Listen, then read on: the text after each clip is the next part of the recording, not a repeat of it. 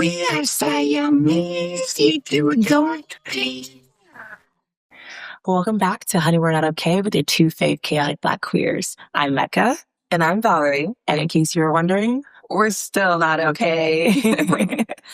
And we didn't think we'd get here so quickly, but today we are dropping the season finale. Whichever. But, it's not a goodbye. We plan to have multiple seasons. We want to do this as long as we can. And the more you guys interact, the more we can push out. Exactly. But yeah, we need a little bit of a break. Yeah. To make more content, live more life, have more stories, the whole nine. Yeah, create some chaos for you guys. It's been really fun. We started with talking about our breakups. Yeah. And then he talks about our coming out stories. And then our kinks. And our experience on all the dating apps. And then the queer gender roles. And performing for love and why that's a problem for us. And conflict between women and how to solve it. Spirituality, of course. Our attachment styles. And poly relationships. And the last one, we answered all of your questions. So obviously we have a lot more that we can do in their next season, Definitely. But we also know that it would be fun to do little content videos like car talks. Mm-hmm. Absolutely. Yeah. Keep you guys engaged in more real-time format. I think that'd be really fun. Create new stories, take you guys on dates with us. Yes. Just to do a lot of little fun snippets into our daily lives as we grow and create and bond with new people and establish new connections. I think it'll be really fun. So we're not going anywhere. So we're kind of just going to talk about a season. Yeah. Try to let you guys know when we'll be coming back. Mm-hmm. We'll say that at the end. And then a little bit more of what we plan to do. Absolutely. Okay, so obviously in the first episode, we talked about our breakups. Yeah. And a little bit of the things we went through and where we were at that moment in time. But where are you now? Yeah. I recently got back from a trip to Maui, and I intended for that trip to really be like a final release, because I firmly believe in when you end something, you try to end it and that's that, but there's always tendrils of your past life, right? Especially in a small gay community, perhaps. And, I wanted to just release any final emotions I felt about that, good or bad, right? So I think that trip really did that for me. I really felt like I left any residual, anything into the ocean for my higher self to just leave it, right?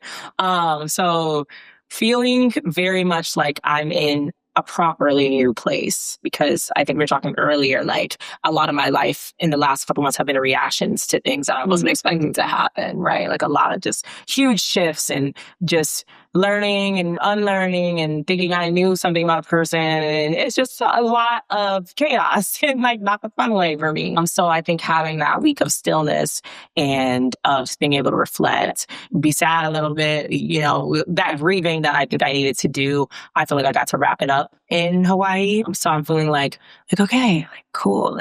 That was heavy. And now you can let it go.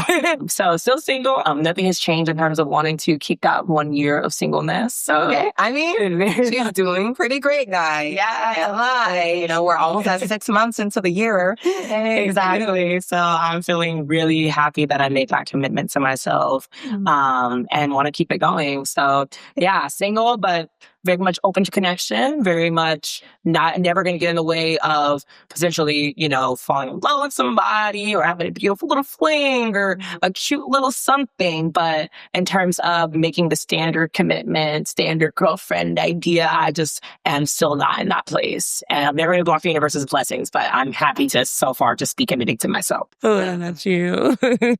So where am I now? At the time, the first episode, I said I was single, officially single, moved out from my ex's place for 6 months. And at that time, I was dating a couple people, right? Yeah, there's some characters. There's a couple characters. One was being demoted, one was being promoted, and I am still seeing that person that was promoted. Yeah. And, we have a cute little bond, but I'm also dating and I'm meeting more people. Yeah. And there's some new queers in town, guys. Hey. Don't get to them first, okay? Because I see you guys. Like, as soon as we see a new queer, it's like, oh my gosh, you're not tainted. It's actually so messed up. Yeah, it is. It is. Yeah, there's some new people I don't know, and I am trying to get to know them. And you guys, I even flirted with a guy.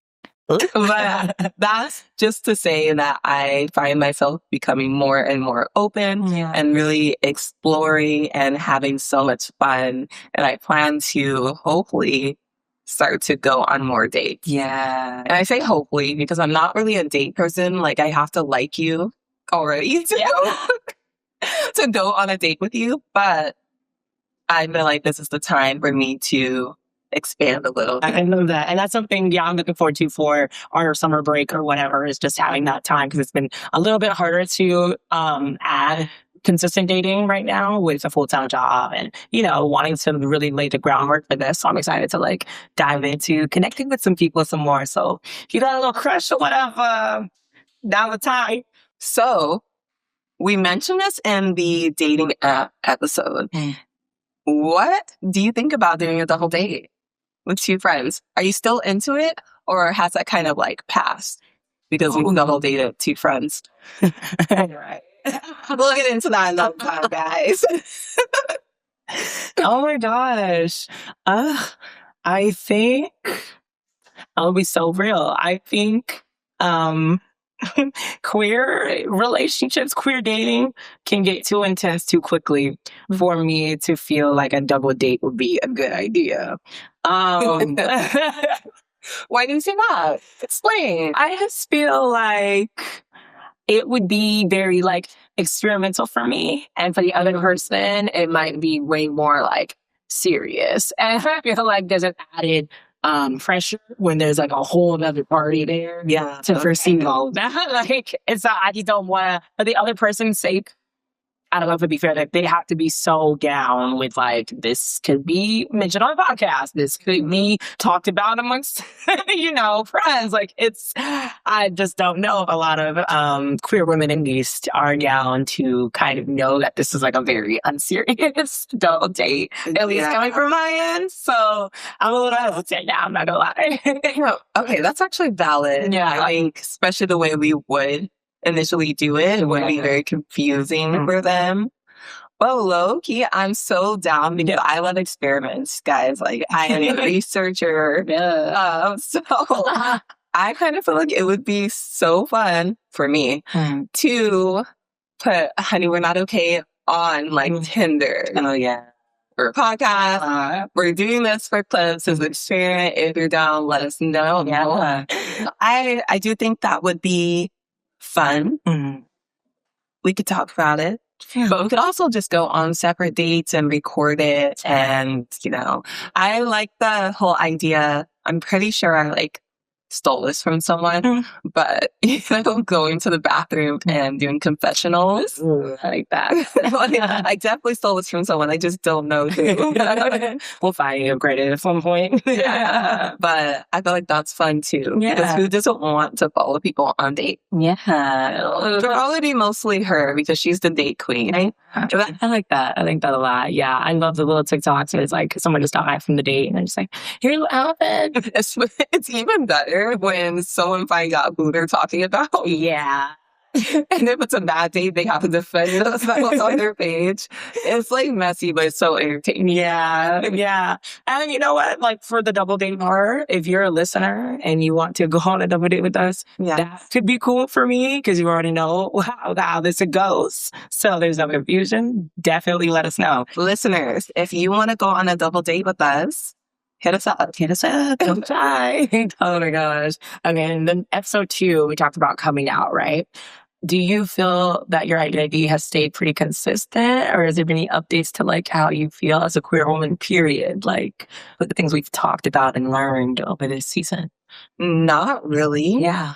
I will say, like I said, I've flirted with a guy. Yeah. So I will say my attraction for men is still there, and that was confirmed because I was worried, guys. Yeah. Not worried, like it's okay if I'm a lesbian. But I was just like, Yeah. maybe I'm a lesbian. But I did confirm I am still queer because that attraction is still there. Yeah. Will I do something about it? Who knows?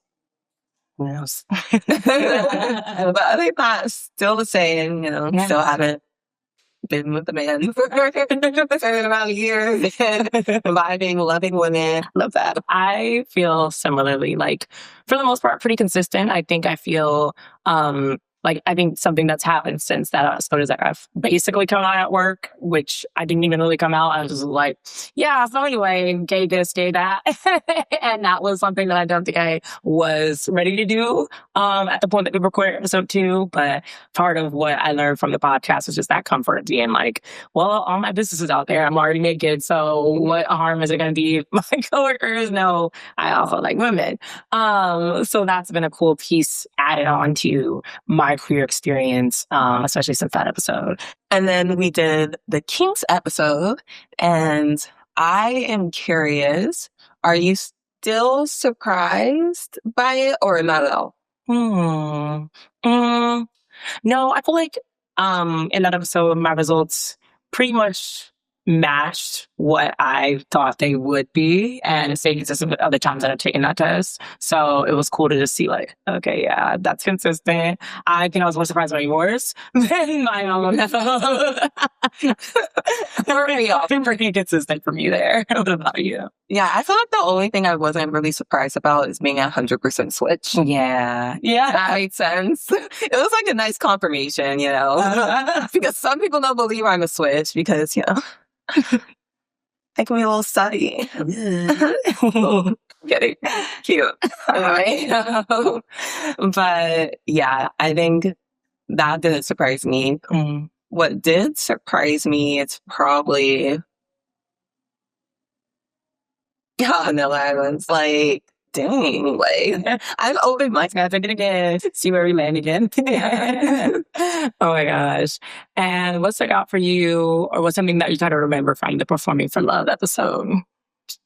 I kind of remember us talking about our experiences of like not or being villainized, and everything. That's another moment where I realized that like we kind of really understand each other. Yeah, 1,000%. Villainized, we try, we're very much about growth. And at this point, we are very much about communication. Yeah. But that does not stop someone from misunderstanding us, Yeah, 1,000%. Yeah. Yeah. And I guess for me, that episode, reflecting on it, it's given me a little bit more empathy overall for people, because I think acknowledging if we're both performing, most other people are too. So like having that extra subtle being like, okay, without harming myself, is this person also in a performance? And just, I think being able to have that empathy, but also being like, you know what, I have to deal with that, but I see you, like, I get it. I've been there too. So that's something that I look back on that episode and was like, okay, cool. Like, cool that I got to reflect on that. Cool that I see that it's something that happens to not just me, but we all got to work to unmask a little bit more. Yeah. And really be authentic. Yeah. No, definitely. Okay. And then we had a dating episode where we were talking about all the dating apps we're on. Are you still using those dating apps? Ooh, here and there. Like, I'm on them, but I thought I'd be dating more at this point, and it's been hard to maintain them. So the dating app is kind of like a little bit of dopamine, see some cool people, message, and then I go ghost for days or weeks because I'm just too busy. It's really hard to stay consistent with the dating app, especially when you just are living so much life. Exactly. And okay, the next episode we talked about queer gender roles. Do you still feel like you have the same take that you have there about kind of wanting more of a provider type, but not necessarily like being boxed into the traditional mask, femme, this is what you do, this is what I do thing, or have you kind of expanded on that at all for yourself? No, it's the same. Yeah, period. Nothing has changed as far as that. I can't really see it changing, but if it changes, it'll probably be like end of the year. Yeah.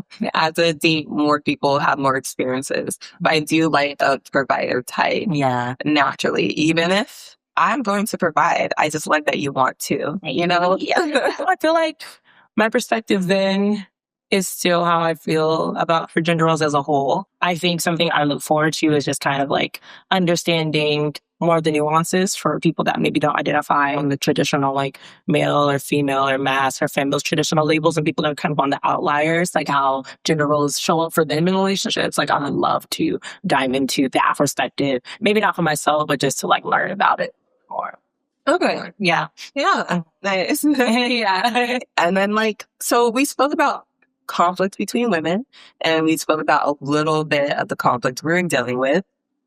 How are you feeling about that conflict? Yeah. I feel like settled, I guess. There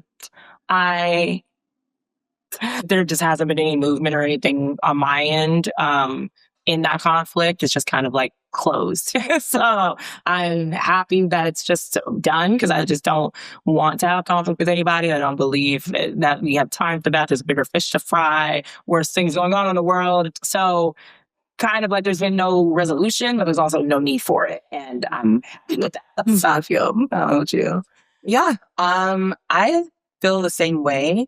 Now, there was a little bit of a olive branch, you know, for sure.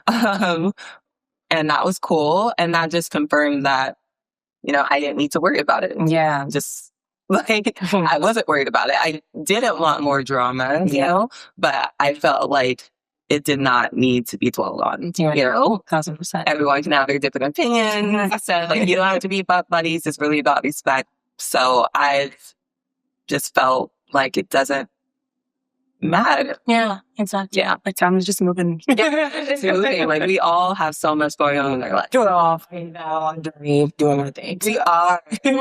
Especially if you're working a 9 to 5. That's a journey in itself. Okay, conflict with capitalism, baby. Oh my gosh. And next we talk on spirituality. Is there anything you're kind of curious about maybe diving into deeper in the topic of spirituality that we didn't get to touch on in that episode? Well, not necessarily. So I do like to talk about spirituality and manifestation and all that stuff, but I do keep some stuff to the chest, you know? Period. I think spirituality is such a big world, and I just love like having meetings of the mind. So I think maybe if we in the future have guests, that could be a really cool way to talk about other people's experience with spirituality, their philosophies. I think there's so much like cool stuff like in just all these different little niche topics within spirituality. So I think there's so much there that could be really cool to intertwine with our other themes in the future. And then one of our other ones that I feel like got a lot of traction was our attachment styles video. And I wanted to know if you can imagine your attachment style changing in the near future. Is she leaving the fearful avoidant era? Probably not. No. I'm not in therapy at the moment. I also don't have any relationships like that are consistent enough to change and or affect my attachment style right now.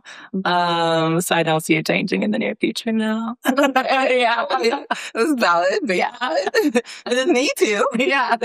Like, realistically, no. What about you? I honestly feel like I could lean towards secure. Possibly. I feel like if things go the way they're going now, that I am really working on, you know, if I have anxious thoughts. Yeah. Because I'm anxious. Reworking those thoughts. Yeah. Like, one thing I love to tell myself is you're allowed to feel that, but what's the reality? Yeah. And I feel like that's really helped. And I feel like I become more and more secure the more I do that. Yes. And next, we had an episode on poly relationships. So you already kind of touched on this, talking about how you're more comfortable now identifying as poly. Getting there. Yeah. Are there any other things, I guess, that you're curious about as you're coming into this new community that you maybe like that came from that episode? Everything. Yeah. And mostly I'm really curious about how I'm going to feel when someone I really care about or my future partner is going on dates. Yeah. Like, I've been thinking about that nonstop.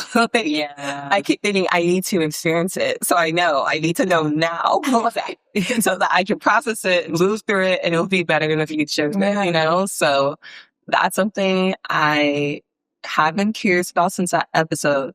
And then also my quote unquote possessiveness. Yeah. I don't know if that's really what it shows up as, but me saying like, I like you asking permission. Yeah. You know, I enjoy that. I'll probably let you do it. Yeah. But I enjoy it. And you being like, we don't like that in the poly community.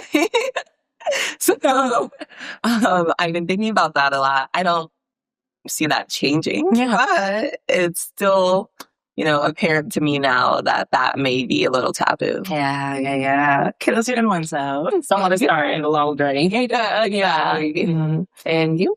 So for me, reflecting on that episode, I would say I'm just feeling like what I've loved about season 1 is that it's all been just like off the cuff, like running at the mouth, right? So I think I would love to take the identities and the things and the terms I use and use that as a space for further deepening my understanding of ethical non-monogamy. Cause I did it for 2 years, but again, like I said in the episode, it was under just kind of trial and error. It wasn't like I had all this wisdom shirt on me. It was like very, raw and in the moment. So I think I would love to have a better understanding of that umbrella of ethical non-monogamy, where I fall in it in this intentional year of being single, because I feel like that adds a different like idea to it sometimes, because I'm just single right now. So I'm curious to see how I feel in the coming months about like where I land on that spectrum, the things I can learn about the community deeper, and how I put that into practice in the next couple months. So, Mecca, what is the biggest lesson you learned about relationships this season? Oh, good question. I think the biggest lesson I've learned about relationships, going through the season, and I think the cool thing for me was that it was kind of real time, like processing the end of a relationship as the podcast is also being birthed. It was like a death and rebirth situation.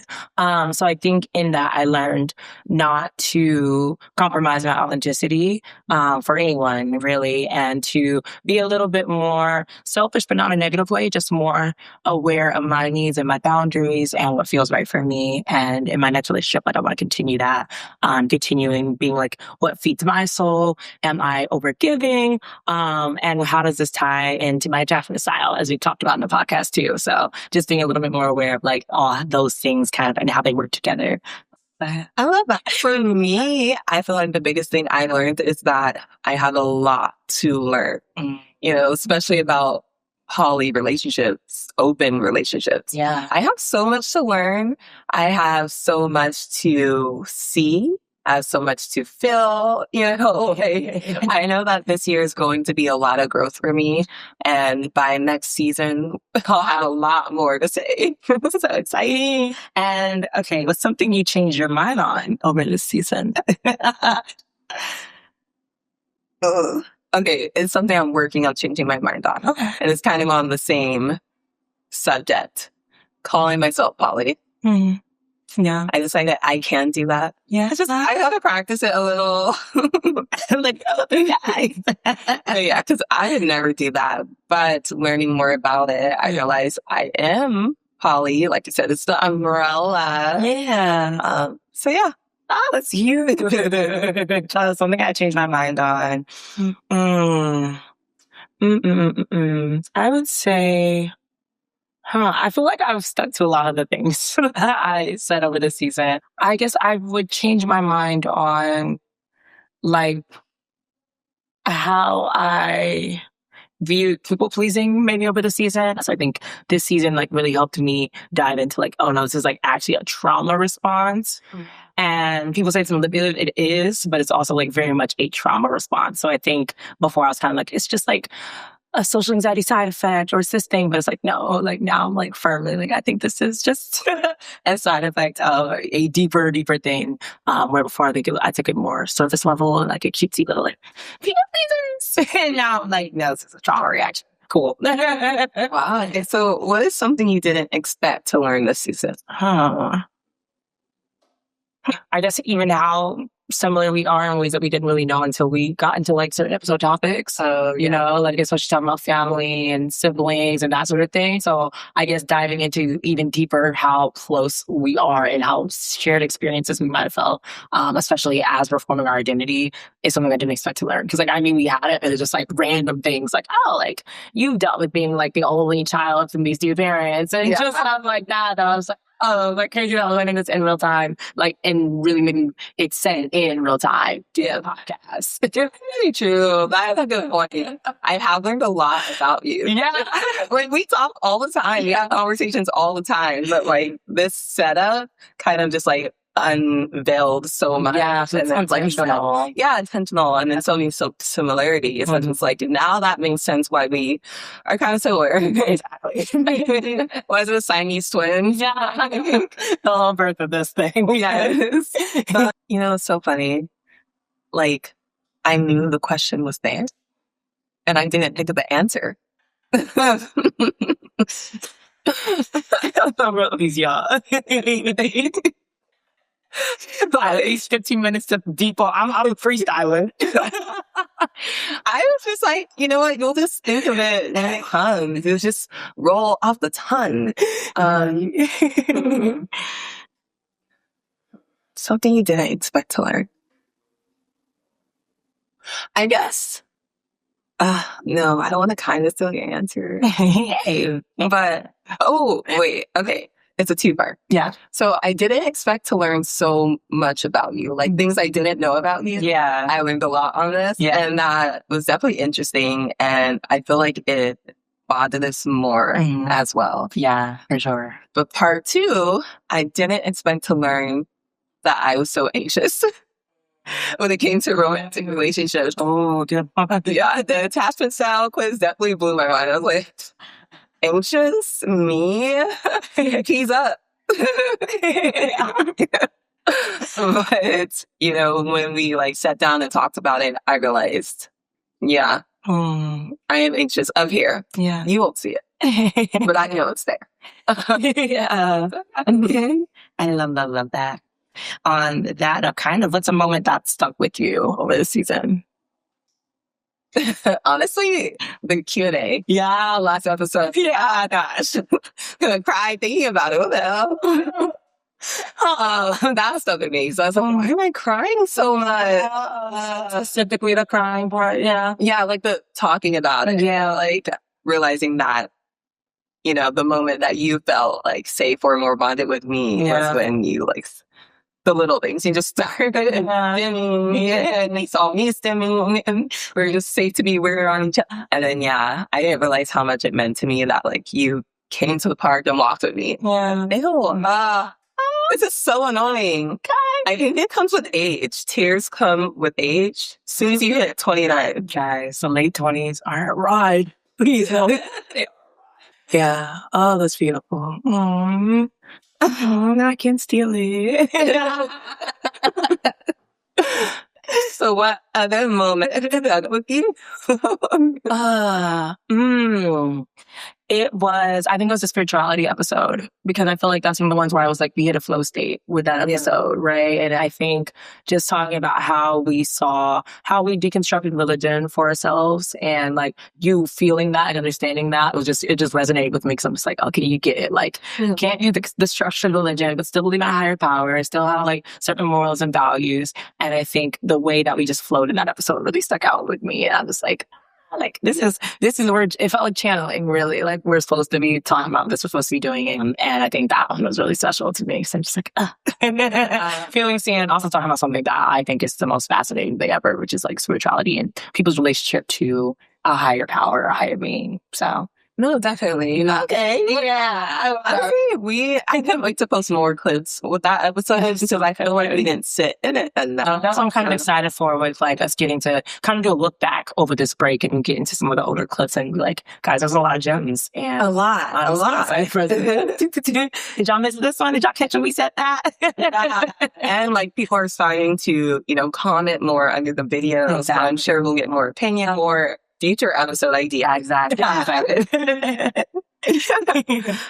Okay, so next I wanted to talk about what your favorite question from the Q&A was. Favorite question from the Q&A. Okay, I'm gonna pull those up, y'all, real quick. There's so many good ones, but I think for me, my favorite one was what makes you feel desired beyond attraction, because I think one, this being like a visual format and us being like Pretty Women and all that stuff, like it's easy to get lost in just the like the presentation of it all. So I like that this asker kind of wanted to go a little deeper. And I really, really love that, because I think that some things can get so surface level and so like, you're a fine shit, let's sit there. And I just like the depth behind that question, and it's just so intimate. So that one's probably my favorite. Fine, I won't steal it, because that is a really good one, especially when it's like we often feel like people don't see us for who we are. Exactly. So that question's like, they're paying attention. And that's how I felt like, was really paying attention to the themes that we touched on, and like about seeing and going deeper, like chef's kiss, seriously. Salty. Okay, so for me, I feel like, there's so many, but I feel like I like the sexual compatibility versus emotionally question, because I feel like a lot of people overlook that, especially around our age and younger. It's sex. Yeah. We're trying to make sure that we like kissing this person. The sex is good, right? If it's not, it's just like, I don't want them, whatever. Who cares if they're actually a good person and treat me right? Again, not saying it's not important, but we need to realize that that's how we end up in toxic situations. We're prioritizing everything except for emotional safety. Yes. So I think that's a great question, and I think it does need to be talked about more. Yeah, I love that. That's a great recap. Heck yeah. Okay. What's something you feel like our audience has taught you? I didn't know. You know what? I feel like they've taught me that they want to grow and they appreciate serious, deep conversations like this. Yeah. Because we've gotten multiple times like, hey, keep doing what you're doing. I appreciate like your guys' topics, like, can you talk about this? Can you talk about that? Like, we've gotten that a lot, especially within the last month. Yeah. And that's comforting, because we know that people care about the community and themselves, and we're not just talking to a wall, So it's just giving me more hope, and not to be corny, like humanity, like you guys care just like we care. And I love that. For me, what you guys have taught me is your voice matters, which also sounds corny, but I think one theme I've also seen is just like, this is a raw podcast. You guys are very vulnerable. It's inspiring to see like two Black queers talking about these topics. So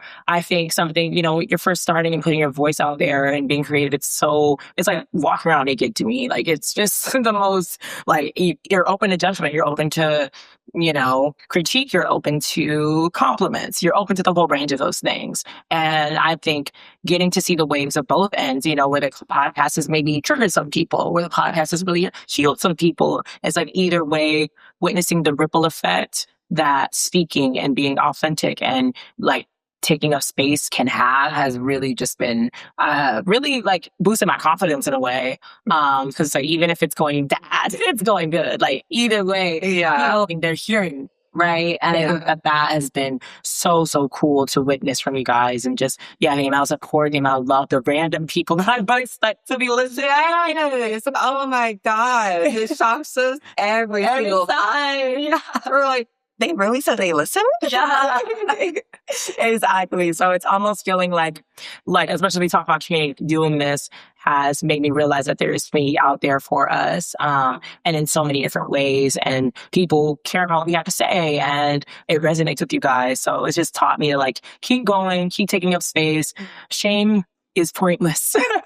Yes, it really is. It really is. Because at the end of the day, people are going to judge you no matter what you do. Yeah. You know, so do what you want to do. Like, literally do what you want to do. So thanks y'all for that. We just want to share with you guys a few of our most popular clips from each social media platform, starting with Instagram.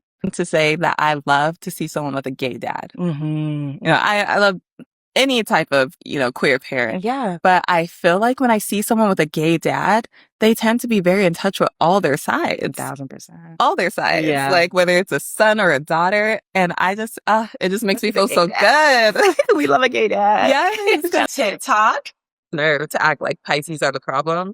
Like, you guys tell us. Who do you think the problem is? A Cancer or a Pisces? Yeah. Because I've never heard a good thing. Let us know in the comments. What are you feeling? Yeah. Who's more toxic? Who's more crazy? I think I have an idea, but I want to hear from you. Cancer. Pisces. Wow. Anyway. You too? We're both flirts. Damn. But it turned out that, like, she wasn't a flirt. She was a cheater. And after a year, I finally gained access to her phone because I heard her give her phone code to one of my friends to change the music. So I just kept that in my mind.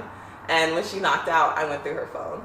Facebook. To say that I love to see someone with a gay dad. Mm-hmm. You know, I love any type of, queer parent. Yeah. But I feel like when I see someone with a gay dad, they tend to be very in touch with all their sides. 1,000%. All their sides. Yeah. Like whether it's a son or a daughter. And I just, it just makes me feel so good. We love a gay dad. Yes. So what is next for Honey, We're Not Okay? Woo woo. Oh, well, obviously, as with anything, you need to take time to go in, reflect, recount. So we'll have a period of just like reflecting on season 1 between each other and brainstorming, what we can talk about for the next season, what we want to do better for you guys, how we can continue building this amazing community on and offline. I think that's going to be really cool. And like we keep saying, we're not going anywhere. It's literally just a pause, as everything needs a break. We all need that, right? We believe in rest. We believe in that. Yes, we do. Strongly. So this is just that moment for us to create new adventures, new memories, and come back with new things to talk to you guys about. Really, yes. We will have so much to talk to you about. Yeah. And honestly, you'll see all the content because we'll have like I said earlier, car talks, little short form thoughts that we'll post on TikTok, Instagram, Oh, you were talking about live stream. Yes, we live stream. When we're on our adventures. We're going to New York Pride. Yes. It's, like you said, it's not the end at all. We are just refocusing on different content, and we will be back with another season. Yes. It's going to be fun. And yeah, it's an opportunity. Like, we really encourage you guys to engage with us on socials. We will be very active there. Yeah. So keep it coming. Keep spreading the word, because there's just so much that we have in store next season. And we're excited to, really just dig in and dive into that and give you guys even more quality, because we got to really learn so much from this season.